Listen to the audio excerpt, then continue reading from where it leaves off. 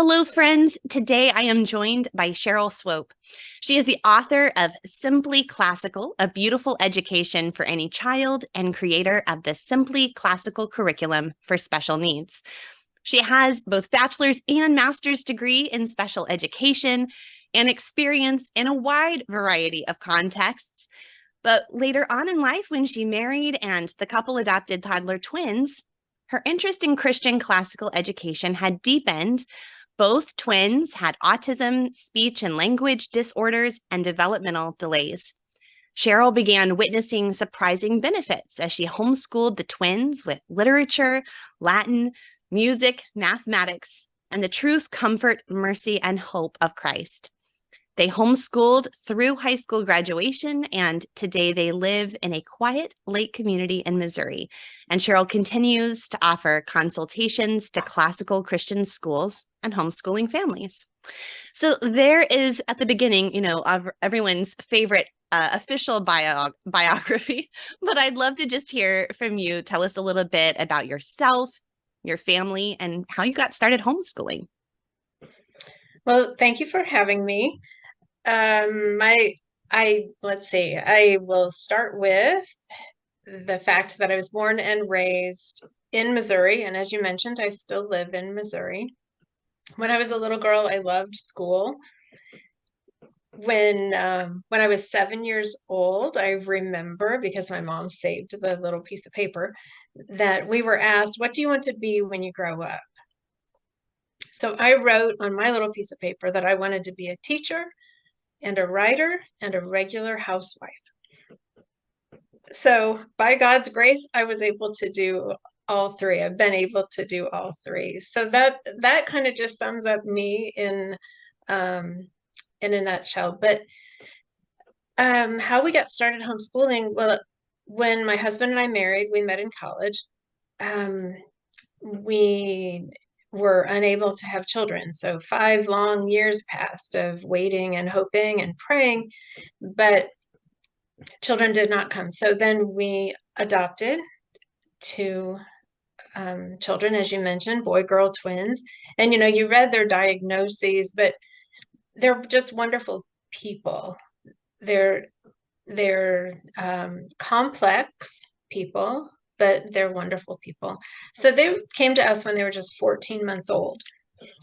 They were by category toddlers, but they were really more like babies. They still were not sitting up really well or walking very well.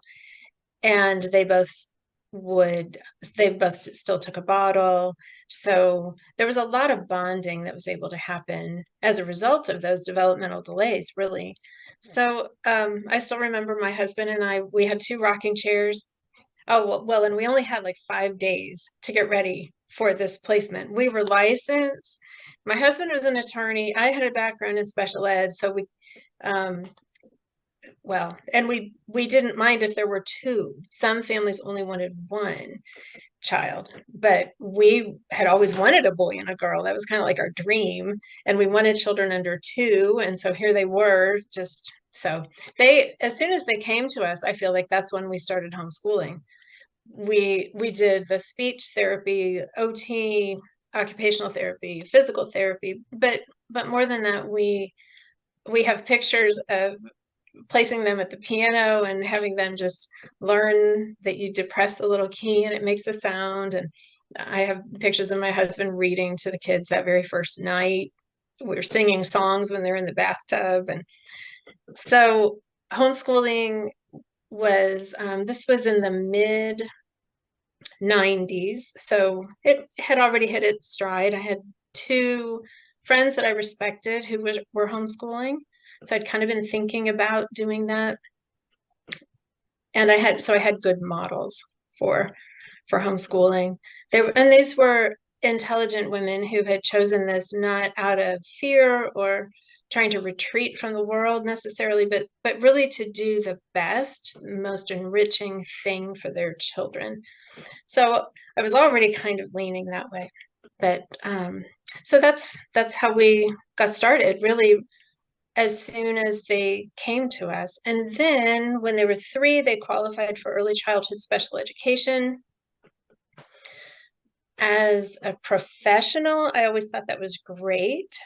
But then as a mommy, I just, my little girl especially, I just could not imagine placing her in a situation like that. She was so very tiny and so young. So um, just, I don't know. I thought we can do this at home with our speech and language and OT and PT support privately. So let's do that. I don't think they're going to have them memorizing nursery rhymes and having it be so enriching. So when we'll just take it a year at a time, I'll get them ready for kindergarten and then they can go to school. And then kindergarten rolled around and my son was still just had a lot of separation, anxiety kinds of things, and still a lot of moods up and down. Even as a little one, his moods were up and down. So, so we kept going. I always said, if I find someplace better, then we will place them in that setting. But we never did, and they graduated then from our homeschool. I think so many homeschool moms, we have say those famous words, oh, we'll just try it here 1 year, we'll take it year by year, and then you hear, and now we've graduated. It's such a joy. Well, one of the reasons I was really excited to talk with you is I love your passion for bringing Christian classical education to every child. And so I really wanted to dive into that more deeply with you today. But I thought first we should probably just start at a most basic level and talk about the big idea of what even is Christian classical education. And if you think there are any misconceptions or assumptions people may make when they hear those terms. Well, I had to grapple with that myself because I had started reading about classical Christian education prior to these children coming to me. So it already was resonating with me that we needed something far more elevating than what was going on in not just in the special ed classrooms, but in the regular ed classrooms. So I was drawn to the idea of classical Christian education, but then these children came to me and I had to sort of re-unpack what I thought it was. I thought it was primarily highly academic and highly rigorous in its ideals, and it is for children who can have that. But then I started looking, and it's way more than that, which was good news for me because then I thought, well, I can bring this to my children no matter how far they advance academically. So, I mentioned I loved school. Well, here were two children who found learning very difficult. They really didn't understand even what language was for. I mean, English language. They were still working on their own syntax and vocabulary at the very basic level, like just learning how to construct a sentence, speak in sentences. So three tenets. There are more, but just for now, that really were helpful for me. One is that a classical Christian education is not merely about academics. So one, it's formative. It's always been intended to be formative, meaning that we're forming the person. So that means that everything matters. What he sees, what he reads, what we read to him, all of it matters because we're forming not just his character, but his mind, his affections, his desires, his taste, like for excellence in music and art. All of that is important. So there's no settling for second best or for what's just popular or trendy. So first, it's formative. Two, it's transcendent, meaning no matter their circumstances, my children or your children or anyone's child, we can focus on things that are higher than ourselves. this also was good news for me because I did not have a classical education. I had a good education, but it wasn't classical, and I didn't know what that would look like. I never took Latin, for example, so how will this work? But when we realize that this is aspiring to something higher than ourselves, that's good news for us too, because we can just well, my motto became sort of, we do not need to be great to aspire to great things. So the transcendent nature of a classical Christian education is found in the transcendentals, they're called the ancient transcendentals, of truth and goodness and beauty.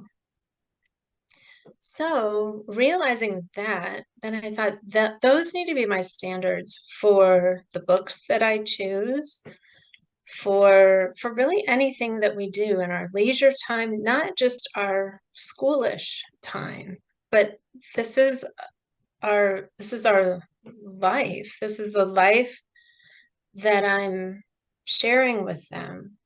So then, of course, the highest, the embodiment really of truth, goodness, and beauty is Christ himself. So making that church and God's word, singing hymns, teaching them little refrains so they would know that part when that came around in the service. Ours is a liturgical service, so teaching them the liturgy so they could be participants early on. All of those things really carried me through the harder parts of teaching them to read, teaching them to write, teaching them to do math, but realizing that there was something bigger going on. So formative, transcendent, and then also timeless. So we don't have to make excuses for choosing classical literature, classical classic art, classic music. We don't have to make I should say apologies for doing that.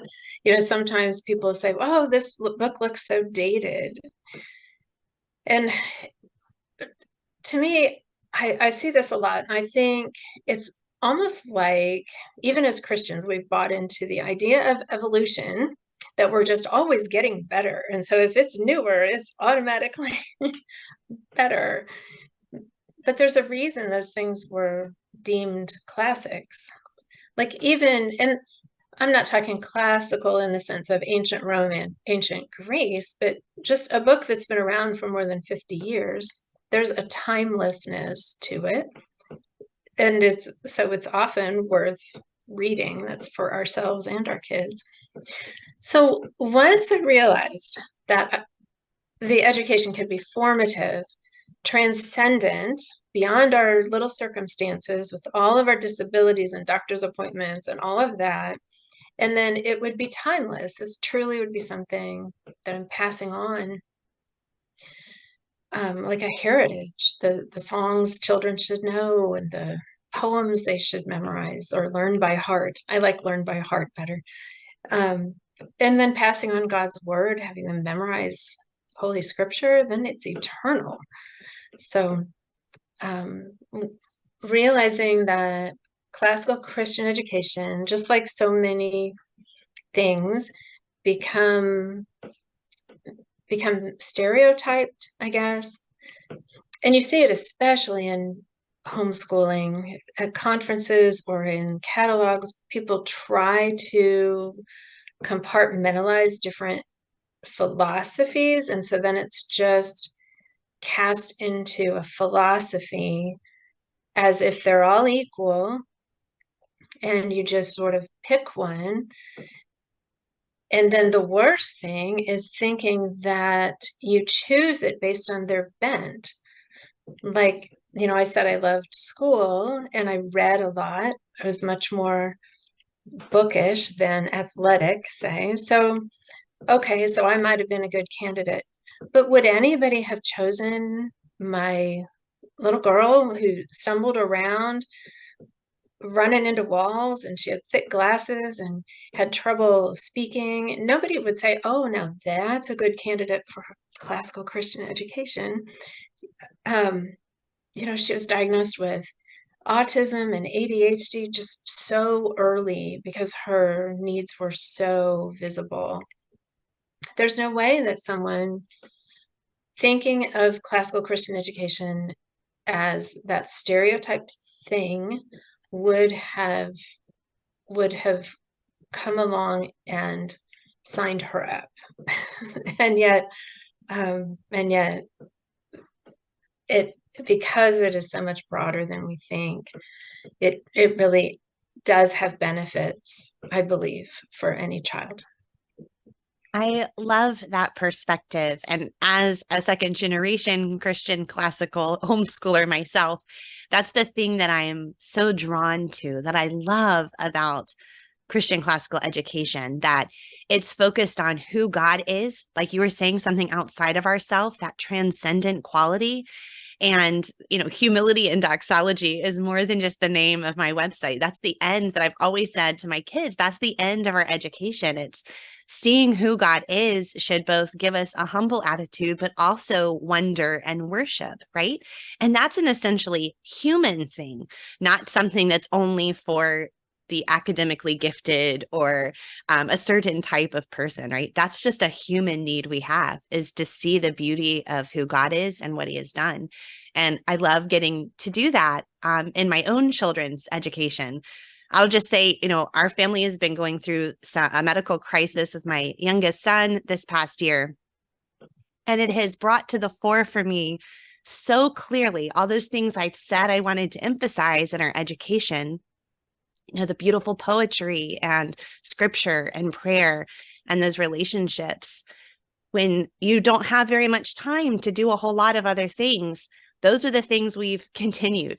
And those have been the things that have mattered. And so, it's not necessarily like a learning difference in the same way, but we're having to learn differently in this season.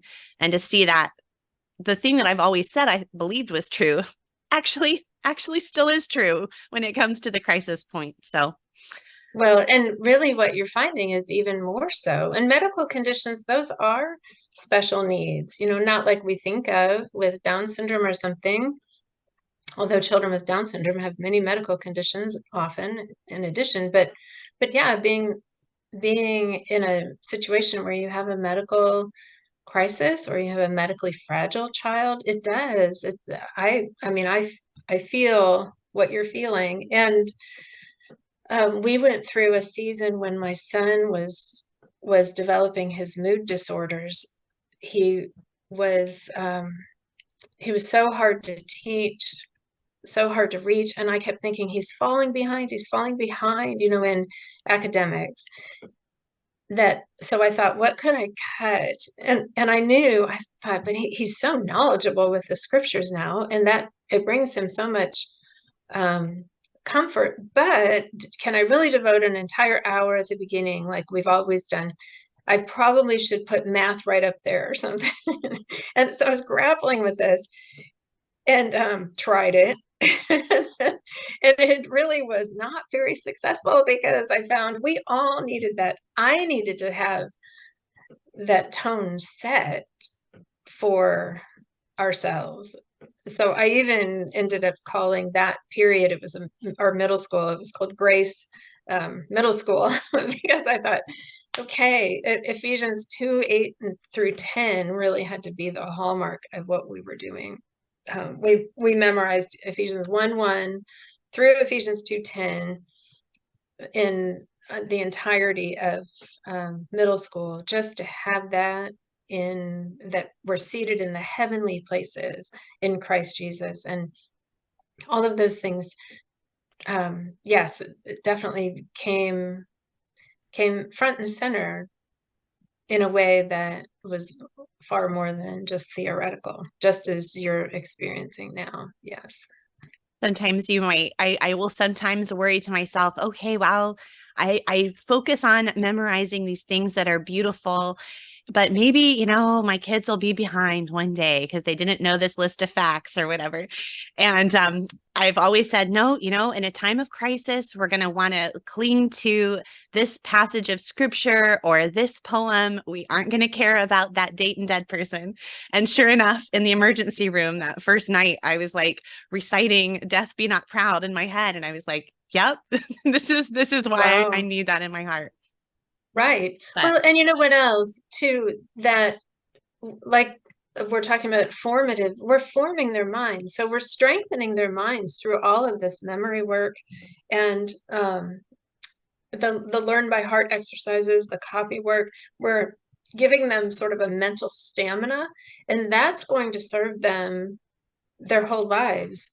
Then, and in the academic arena, because I don't want to dismiss it at all, then when they are wanting to learn or needing to learn, then they have a stronger mind with which to do that. And in my son's case, we had to repeat an entire year of math because things were just so awful that year, like skulls on crossbones on his papers and things. He just was in, it was so horrible. And then he finally received treatment that helped bring things back.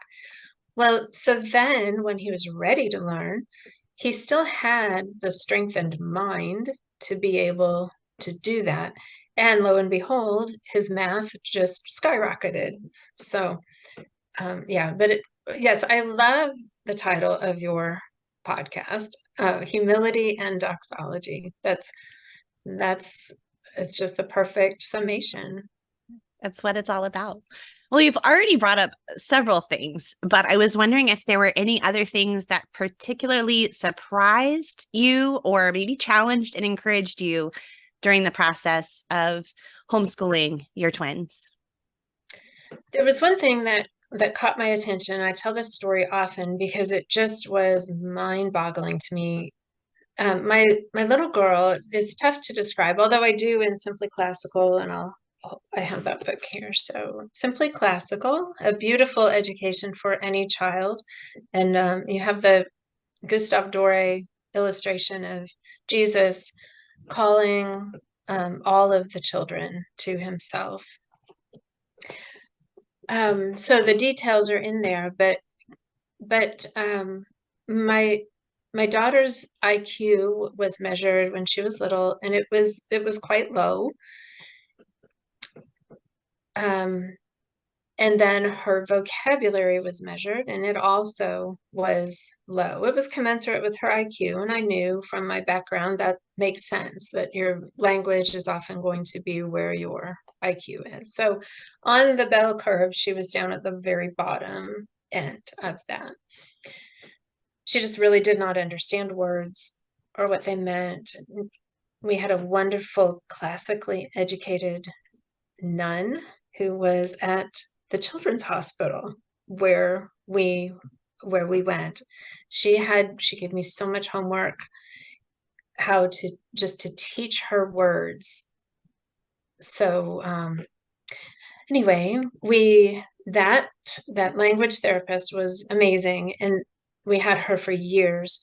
That, along with Latin and Greek words, roots of words, we played the little rummy roots game when they were just 5 and 6. As soon as they could learn to read, basically, we're just trying to do as much as we could with words and language. And again, you would think, oh, a child with language difficulties shouldn't be in a language rich approach, but I found that it was surprisingly helpful to have that, actually. And so then literature, and we did do Latina Christiana. We went through an entire formal Latin course. So she was tested again when she was 11. And this time, her receptive vocabulary, the amount of words that she understood, placed her at the opposite end of the bell curve. So where she was low before, so now the vocabulary that she understood was now at the gifted end. Her standard score was 130, whereas, and 100 is average.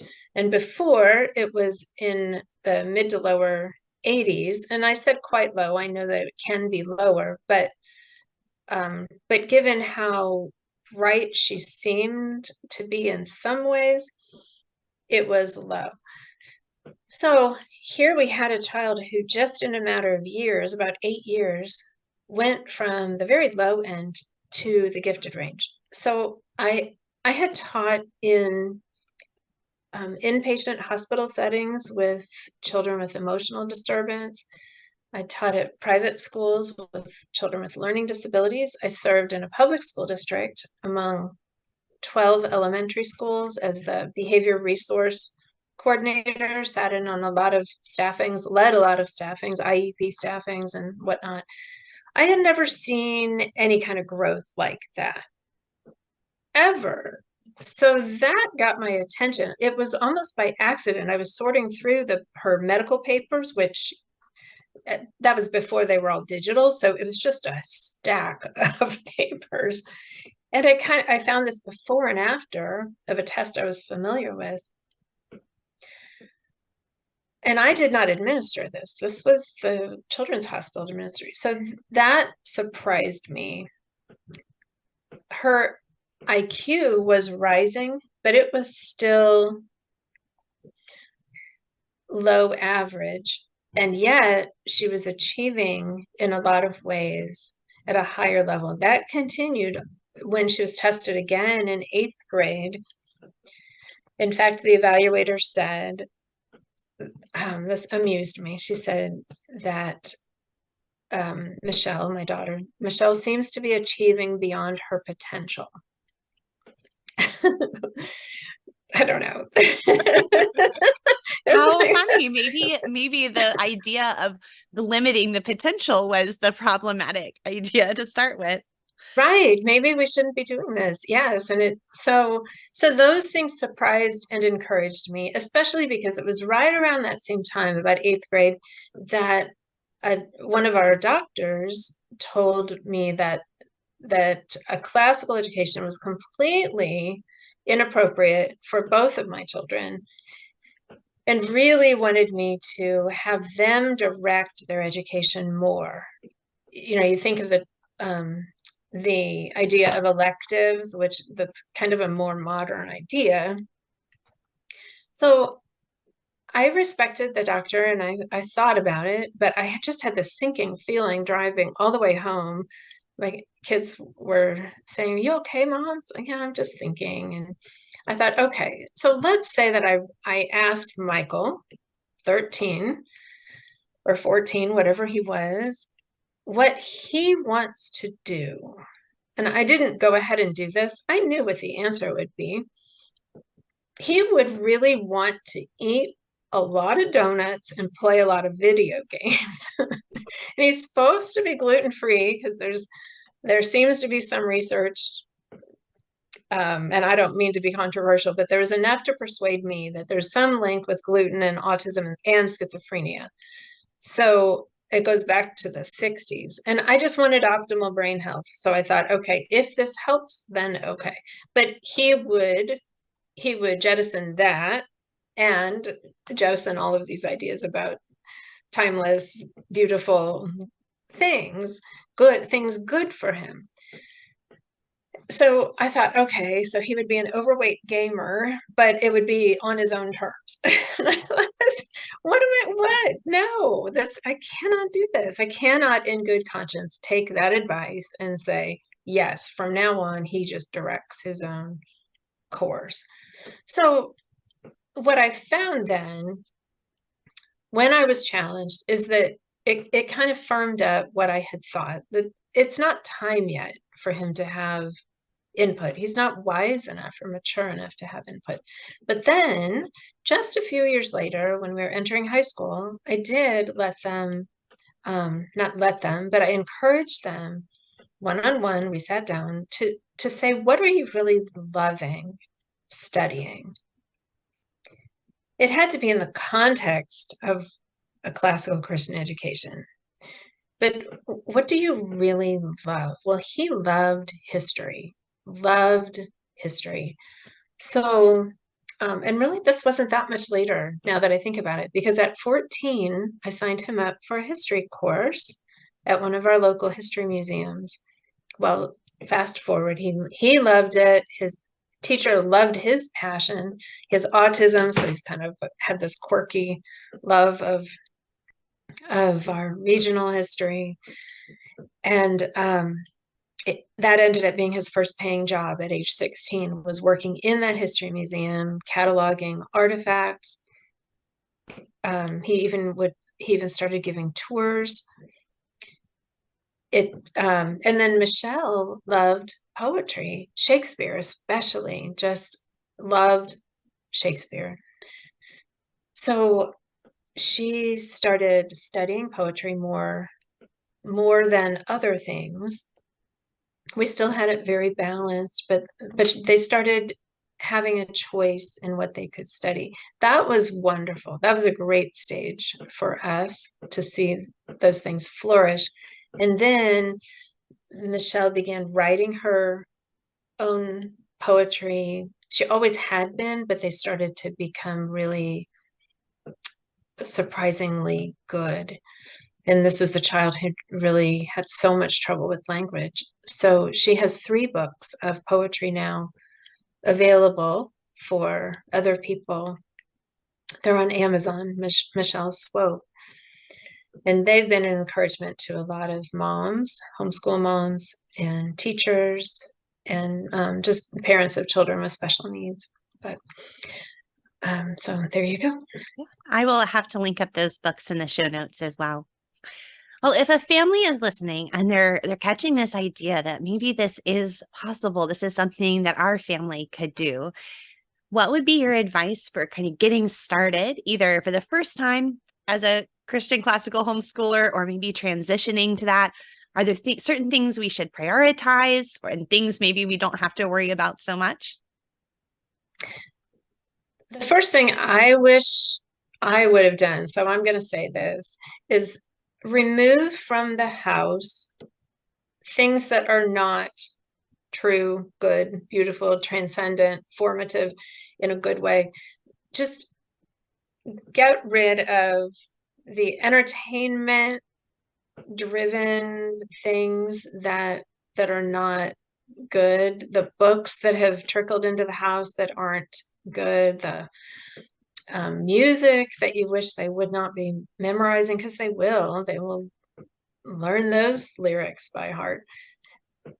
That would be the first thing, is just to kind of have a discussion and say, we're going to talk about what's worth owning in our home.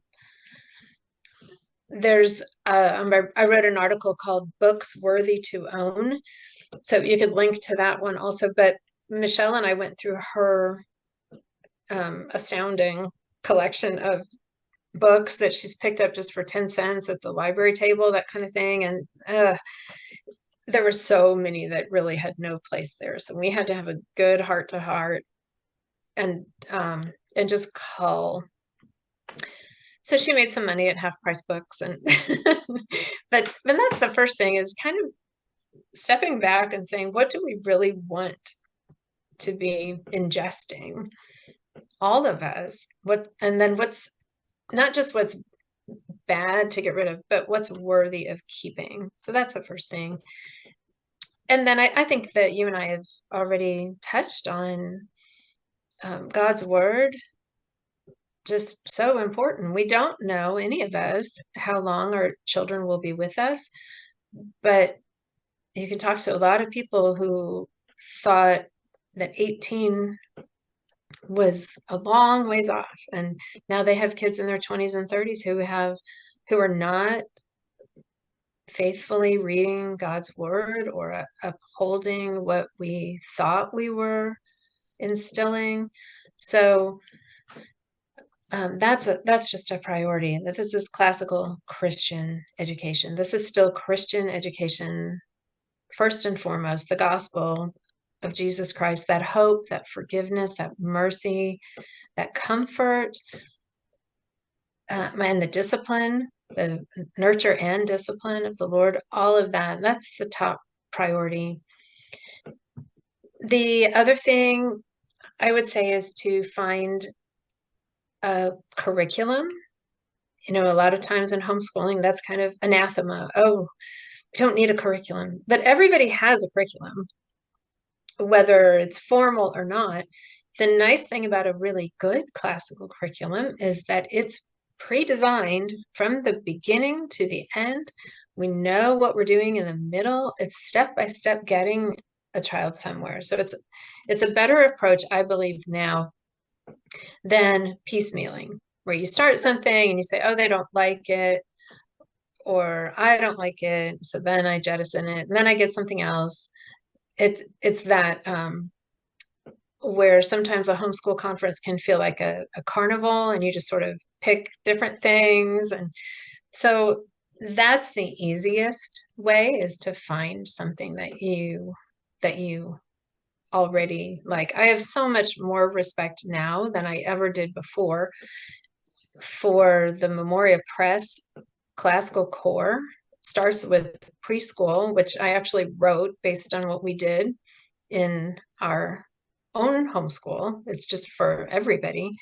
And then it goes all the way through, an astounding accomplishment in by 12th grade of having read the Iliad, the Aeneid, Shakespeare, Dante, The Hobbit, you know, just everything.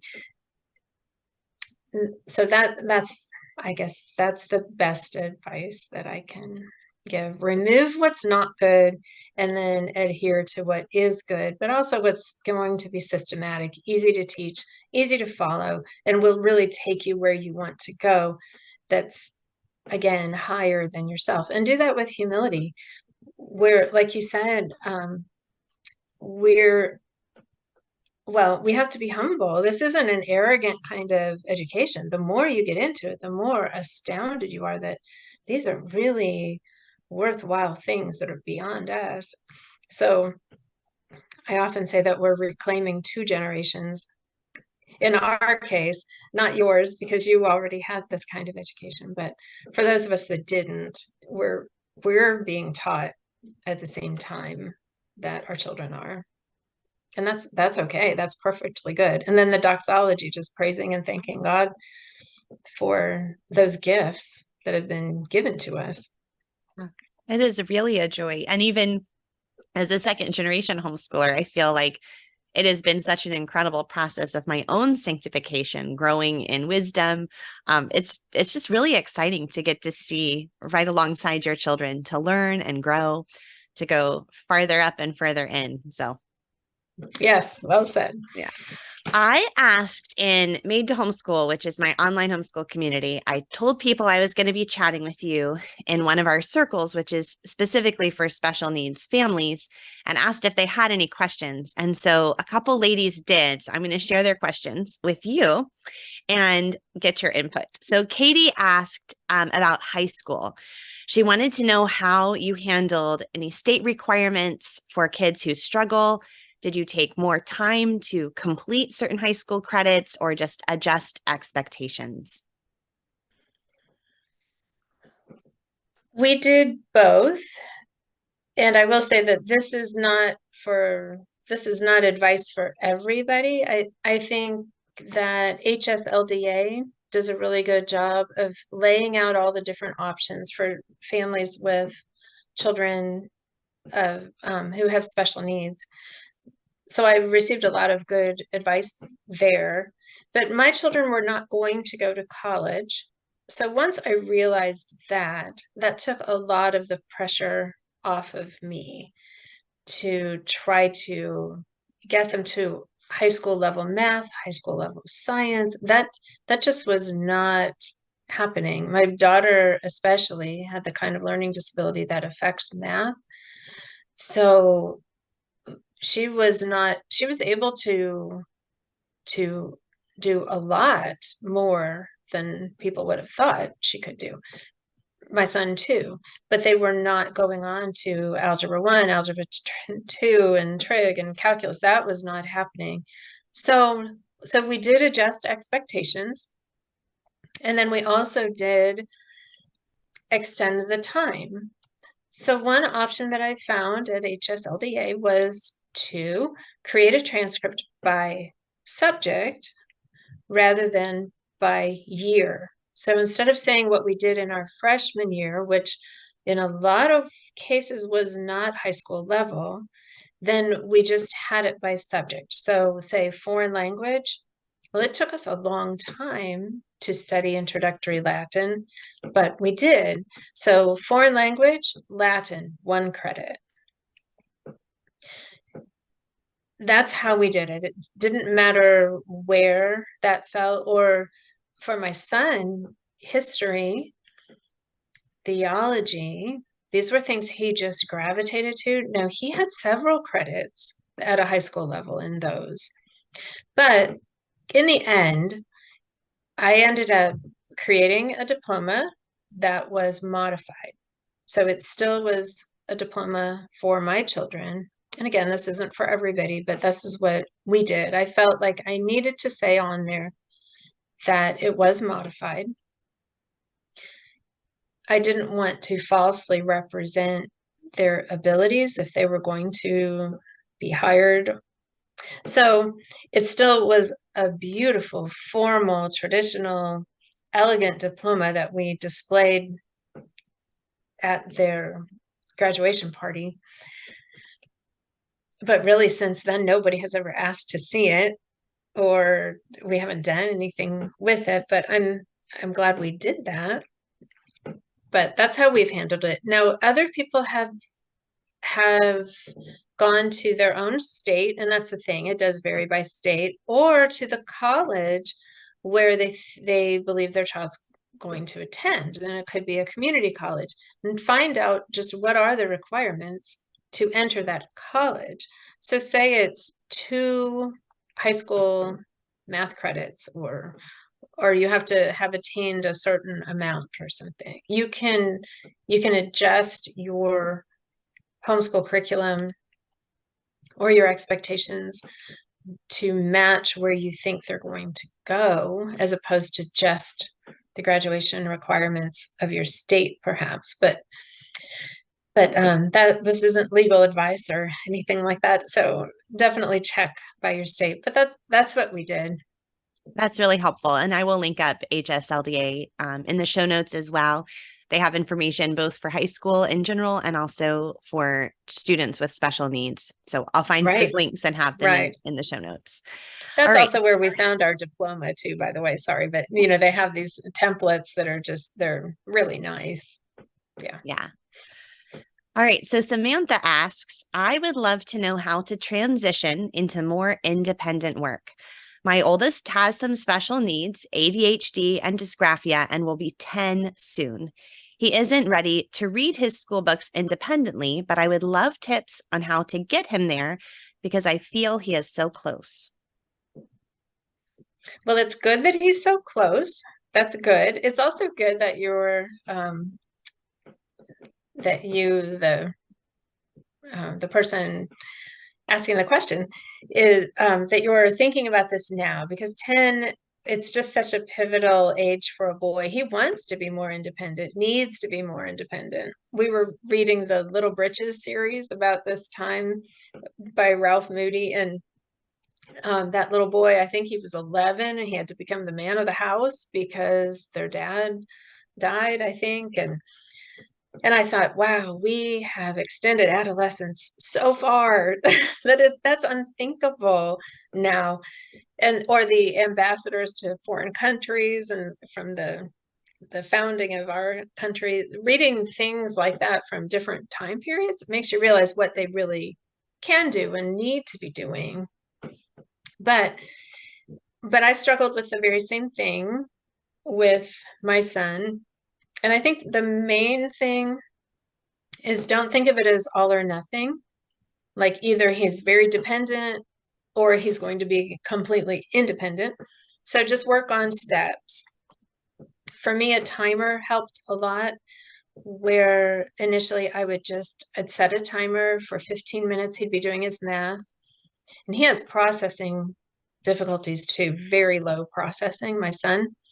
So it just would take him a long time. And then he has the inattentive kind of ADHD. So there's just always something else to think about or look at. And so the timer helped him too, but it kept me from hovering or limiting his independence. So I would set it for 15 and I'd say, do these next two problems and I'll be back.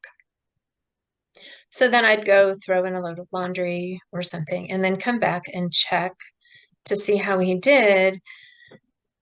And then set it for, very good, good job, or oops, that one is not correct. Let's see what happened. And then, okay, now do you think you have it? You ready for the next two? Good. And then set the timer again and so on. And try to get that up to 30 minutes if you can.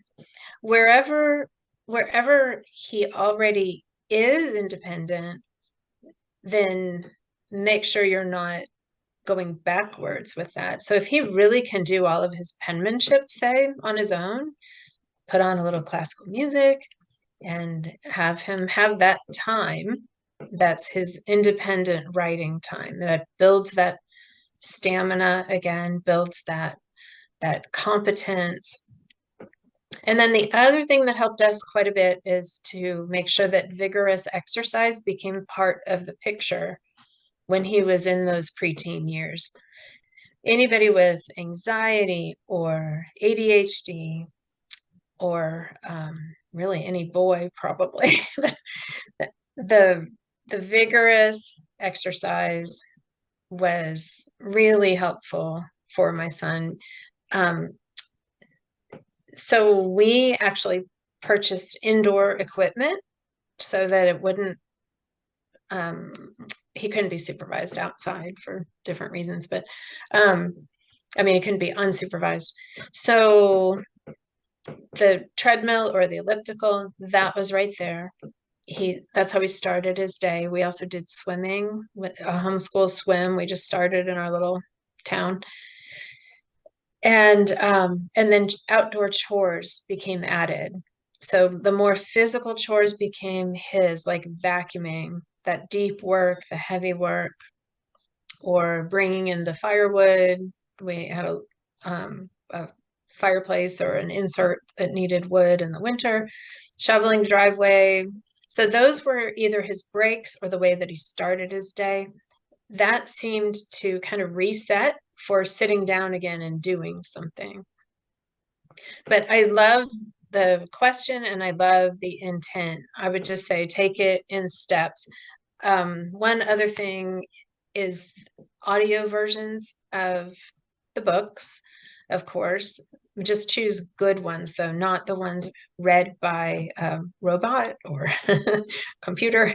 But my son found Focus on the Family radio theater dramatizations of stories. So he and I together, we've listened to Ben-Hur, but he's listened to Anne of Green Gables that way. I can't think what else, but he loves those. And then the BBC versions are also outstanding. That's true for the Shakespeare too. But my daughter has the BBC Shakespeare versions. So listening to them ahead and then reading, that may help independence. That's really great. I love how you brought up some of the things that aren't necessarily academic subjects and using those as a way to foster independence. I think that's good for a child as well, because then they think of themselves as a person who has some independence and competence instead of it always being discouraging, like, well, I can't do anything on my own. It gives them that idea that, oh, yes, I can, like it's growing that kind of mental muscle as well, that emotional muscle, so that then it's strong as some of the other academic skills reach points of independence. So that's really a good idea. And, too, you can interview your kids there too.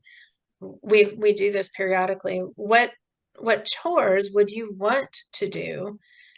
And what chores are you kind of okay doing? And then what chores would really please no, not that one, and trying to pair them with things that they're that they would want to do. Like maybe this 10-year-old would like to learn about gardening, or maybe he likes raking leaves or whatever.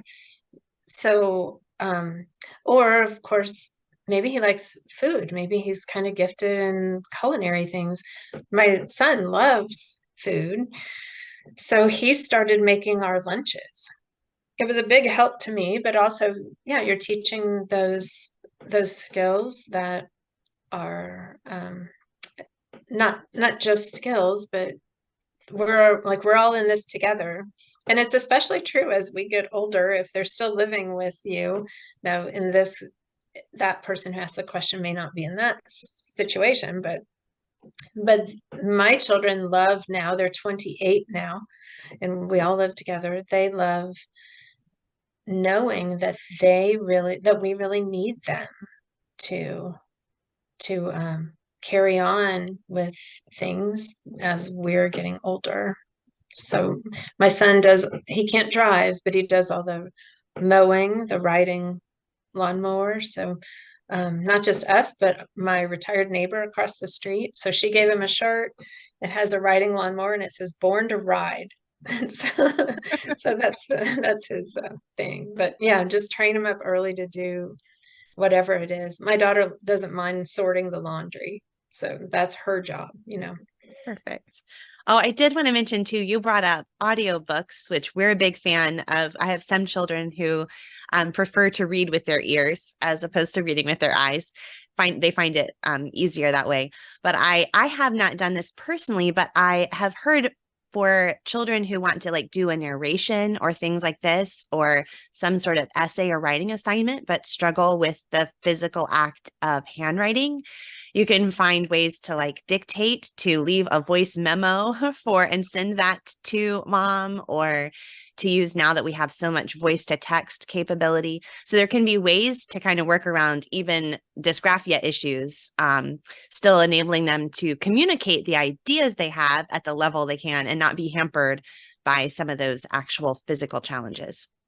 Yes, right. The speech to text, and there are varying levels of quality of those. So you'd have to try.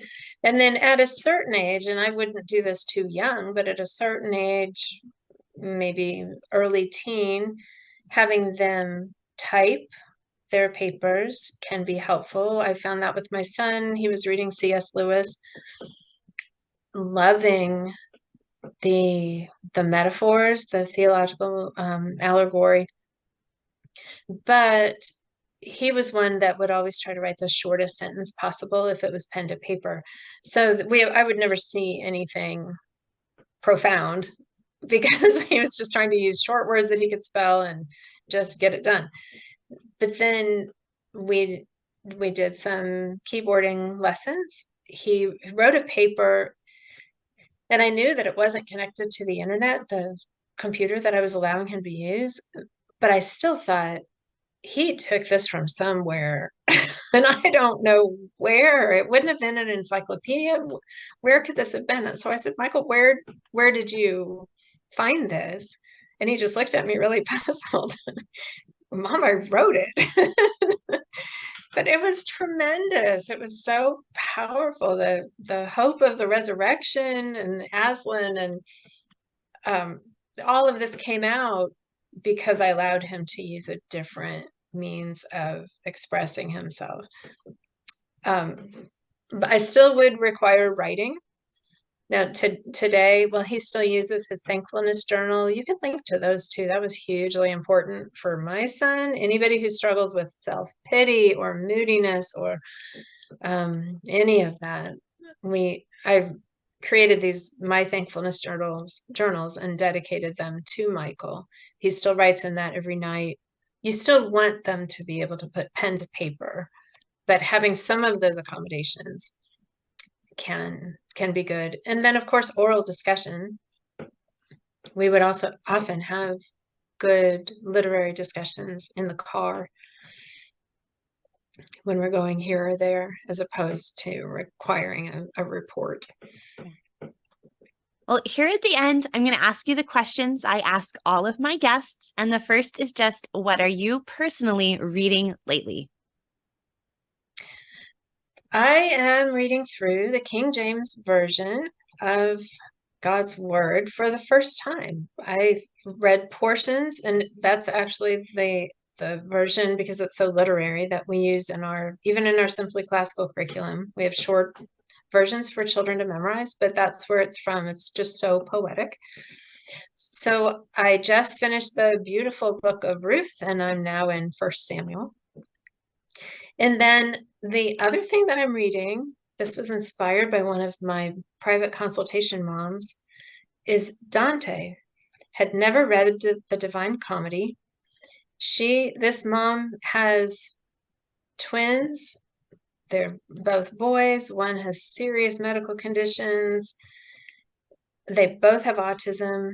And then she has another that she's homeschooling, a daughter that she's trying to give fair time to. And with all of this going on, she told me that she needs something transcendent herself. Those boys are at a very low level. They're just in our, I think, level B of Simply Classical, which still has children's poetry and everything, but she needed something for herself. So I said, "Oh, what are you reading?" And she said, "I'm reading through Dante." And I was just blown away. And I thought, okay, if she can do this, I can do this. So, oh my goodness, it's so profound. And it's no wonder, talk about timeless, no wonder it's been around for centuries. So I'm reading that as well. And sometimes I just want something cozy.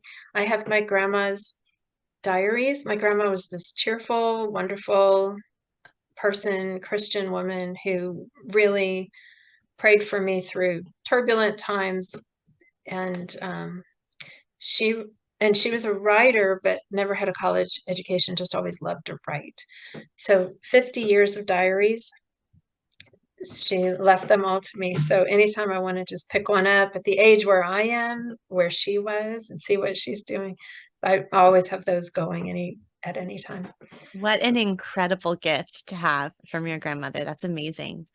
And I adore Dante as well. And I would highly recommend checking out my Intro to Dante little webinar I did. It's in the podcast feed, I believe. I'll find the link and put it here in the show notes. But I interviewed Wes Callahan and Kristen Rudd, two other folks who love Dante. And my daughter is actually taking a year-long Dante class with Kristen this year, which is really exciting for me to get to have her read through the whole comedy as well. Very good. All right. Well, the final question is, what would be your best tip for helping the homeschool day run more smoothly? The best tip, planning, because then you know what your intent is and you can convey that to the kids. Knowing also that you have a plan for the end of the day, that there's going to be something enjoyable, whether it's everybody taking a walk or getting to play outside or something like that, that they know that this isn't, that this will the workload in that sense, even the chores, that they will end at whatever your time is, 2:30, 4:30, and then there will be some relaxation. It's really important to have that relaxation and refreshing time. I learned that the hard way too. It's important to have it ourselves, but what we're really doing in then is modeling it, that I'm relaxing right now, so talk to me at 5 or whatever, but that we can protect that time just like we protect the other time. So so then, along with the planning for us, a visual schedule was really helpful for my kids with autism. They needed that reminder. So we would overview the schedule at the beginning of the day. And that helped. And then for my son, he had these mood issues. So I also overviewed the week so that he knew that on Thursday we're going to go swimming, and on Saturday some friends are coming over, and he could see that there are some fun things coming. So So I think that's the main thing for having the day go smoothly. Another side tip is to have light day homeschooling planned. You talked about it with your current situation with your child.